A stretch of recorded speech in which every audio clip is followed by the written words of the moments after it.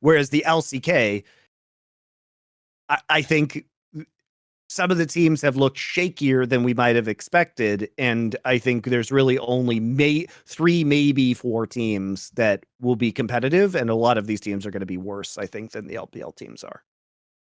I mean, right now, especially with the meta the way it is and the way the game is right now, dude, this is the LPL's world right now. We just live in it. Like, as you say, even LCK's had sort of a slow start. I mean, by the way, spoiler, this next week, this is the dream fucking day of games. Literally, the best teams are going to all play each other. You're going to have really fucking Telecom War, the Gen GT War. That one's going to be a banger. But aside from that, it does look a bit lackluster across the league, I have to say. LPL's just popping right now, mate.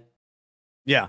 And I will say, like, part of my bias is going to be that this last week of LCK games was really it. Like, there were just no premier matchups in the last week, and it was a lot of stomps. It was every match was a 2-0 except for Brion beating D plus Kia. And you guys who didn't watch the games might be like, "Oh, well, how did that happen? That's a major upset." Well, Deft had COVID and they had a substitute player, so let's not read too much into that one.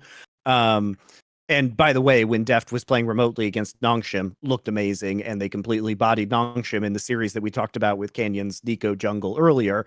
But I'm not excited about D plus Kia yet because their strength of schedule has been very weak. And this coming week is when they play KT and Gen G, who are the 2 best teams in the league right now. And those are going to be the matches where we actually learn a lot about D plus. And D plus versus KT is happening tonight as of the recording. So it'll already be finished by the time some of you guys watch this VOD or catch up on the podcast. But this is a good time, I think, Thorin, to talk about our match of the week. I'll just quickly say though, that's why I do get sad about D plus though, because on paper it should be so good. Fucking Deft, Showmaker, and Canyon. Like, by the way, they're a team that, remember, never had the fucking dominant ADC. They never had the player they could play through. They always had to play through top side of the map. This is your time, but somehow it just has never fully worked. Like, they had the slight spring run when they were good, but like it's never come together like you hoped it would, you know. This looked like it could actually be. I mean, he won that Worlds on sort of a fluke, and he wasn't the main reason. This looked like Deft might actually get one last like really good year out of his career and have a chance to win it all again. Look, it's a veteran group of players, Thorin, and this is the danger that we always talk about with D plus Kia.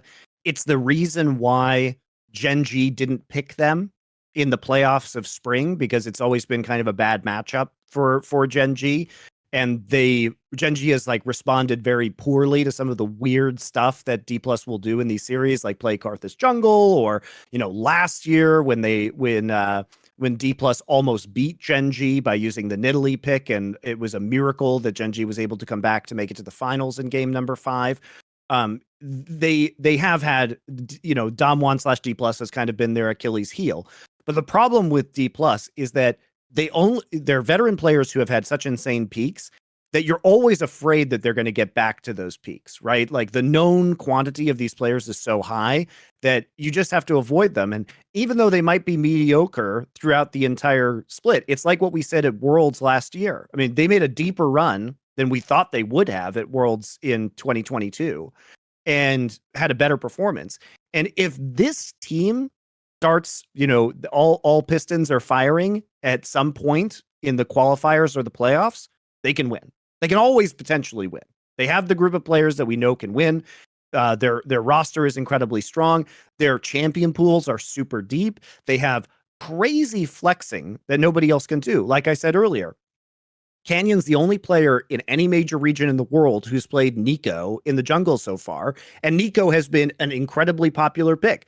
We've seen it all over the LPL, 100% pick ban rate, mostly banned within the LCK, and he was super dominant on it against Nongshim. Think about the other strengths that D plus Kia has as a team. They can flex Talia in the jungle. Canyon could play so many different junglers. He's back on some Lee Sin now, which we've seen somewhat in other leagues, but obviously it's a fringe meta pick at the moment. So you never really know what you're going to get with D plus. He's playing Scion in the jungle now, for fuck's sake. Like, now that's like a box of chocolates, basically, Monte. Yeah, this is. You just never know what they're going to do, and so they're really dangerous on red side because they have all these flex picks, and they'll just take Scion and then, you know, flex it into the jungle. You have no fucking clue it's going to happen. They'll take Nico and flex in the jungle. They'll take Talia and flex it into the jungle. So with clever drafting, I think they can do well. They're also in a meta where Kana famously was undefeated this year on Renekton until he played against Brionne. Now, they did lose to Brionne when he was playing Renekton, but again, they had a substitute player at AD carry, and Deft has been their most consistent carry this year, so losing Deft is really a very detrimental blow. But if you think about it, well, we're moving into, guess who's a Jinx god? Oh, right, it's Deft, right? We're moving into a meta where you can really rely on Deft to play. And as Wolf and I talked about on the Monte and Wolf show, you know, they do better when they're like hard winning in the bot lane. And I think that they struggle when they don't really push very aggressively through the bot lane and set Deft up for success. So in some ways, despite all of their very champion pools, their play style is a little bit one-dimensional. But a lot of the reason that was true is because Showmaker himself said he was burnt out earlier this year, right? We haven't seen the level that Showmaker's capable of. But this meta, by the way, guys, if you want to see Static Shiv LeBlanc, Showmaker is sublime on this very broken champion. Watch those Nongshim games. He's a great Taliyah player, right? He can play Annie. Twisted Fate is buffed. He is historically an amazing Twisted Fate player.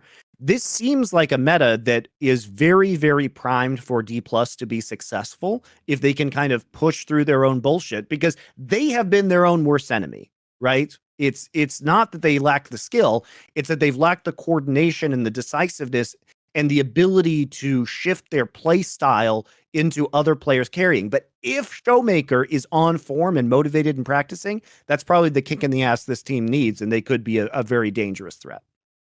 So what is the game of the week then? Thank you. I'm glad you asked. So we've got a fun new promotion from Esports Bet, guys. So if you are signed up with our referral link, which you can see on your screen and will also be a link below, so sign up. It is free. You can play for free with DJT, guys, and then change that DJT into crypto, like real money, crypto, right? So if you go to eSportsBet and sign up with our referral link, we now have a new promotion, and this one's very cool, which is that we are picking a match of the week every week to highlight. And what happens is if you are signed up with our referral link and you place a prediction on that match, you will get a 10% additional bonus to your winnings up to the equivalent of $100 of USDT. So if it's DJT, you'll get 10% equivalent to $100 USDT, up to, I should say, as long as you place a large enough prediction. Or if you're using other crypto, it will be the equivalent of $100 USDT. So obviously that means if you win $1,000 of USDT, you would get the full $100, no more than that. So it's a way to basically win more. And our match of the week this week is the Telecom War, which is T1 versus KT. Also, if you guys are signing up, this is another reason to use our referral link. The same old bonuses apply, which means that you can either get a 50% deposit bonus up to $200 or a risk-free bet up to $100 USDT. So you can afford to kind of take a flyer on something and get some good returns. So remember, this was the fucking banger matchup last splitting in the playoffs. This was the one you wanted to watch. KT should have won in the playoffs. KT should have won the series in the upper bracket. It's always been close between these two teams. And T1 has consistently come ahead. But one of the things about betting on these matches is that the T1 line is always so crazy. So right now, the live odds are, by the way, guys, 1.375 to T1 to 3.142 for KT. KT is the better team right now, guys. How do they have over 3? So even if you were to believe that this is a coin flip match, the odds of T1, the T1 fans always are putting huge amounts down onto T1, so you can get some really good value. This is the time to use your risk-free bet up to $100 on KT, because you can either get your money back or you're going to get a huge payout, right? At basically 3.14 odds. And so I'm taking KT all day here. and you can get an additional 10% if you're right, one way or another. So yeah, I think like this matchup in particular, KT has just been fabulous. And you can point to the fact that, yeah, they lost to Gen G. If you want to ignore the fact that the loss to Gen G was part of the whole bullshit where Aiming bought the static shiv even though it was banned. Again, that was patch 13.10. It's now fixed for 13.11, which they're on this week. So that's why you can buy static shiv again because of the interaction with the Renata glass gold. So basically, hilariously, just more spaghetti code for you guys. What apparently would happen is that if the user got ulted by Renata Glask, then what would happen is there were some fringe interactions where Static Shiv would allow you to farm your own minions Dota style. Now, ignoring the fact that Renata Glask was not even in this game, it was still a banned item. So that interaction could not have occurred. But I do think that rather tilted KT. I mean, they were already behind in that game, so we can argue whether they would have won anyway. But I think it really did have a mental effect on the whole series, caused an hour delay while Hirai, the coach, was arguing with them. And then he later got suspended and fined $2,000. Whole shit show over there. And also KT won the first game of that series incredibly convincingly against Gen G. So I think those teams are the top two teams overall in the league right now. But KT has they've just been wonderful to watch, man. My guy Keen has been doing insane work. He is the best top laner. A great renaissance in his career, isn't it? He's so good. I am so happy. To see Keen. And he has a team finally. So bad last year. He was so bad last year. And he's a player that I've always loved.